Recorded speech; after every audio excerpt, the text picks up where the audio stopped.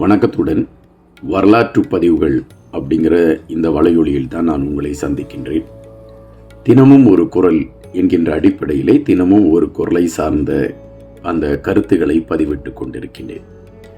இன்று 14வது குரல், அதாவது திருவள்ளுவர் எழுதியிருக்கக்கூடிய 14வது குரலை மையப்படுத்திய கருத்துக்களைத்தான் நான் உங்கள் முன்னால் எடுத்து வைக்கின்றேன்.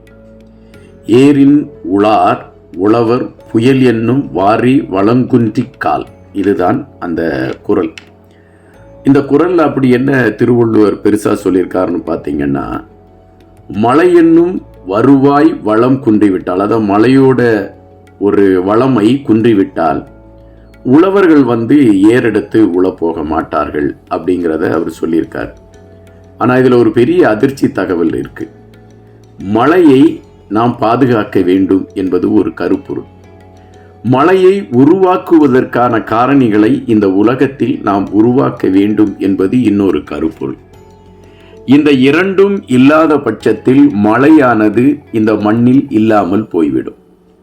அப்படி மழை இல்லாமல் போச்சுன்னா என்ன ஆகும்னா, உழவர்கள் ஏறெடுத்து உழ போக மாட்டார்கள். இப்போ தண்ணி இல்லை, அவங்க போய் வயலில் போய் பாறையாக கிடக்கக்கூடிய வயலில் போய் எதை உழுது அவங்க விவசாயத்தை பார்க்க முடியும்?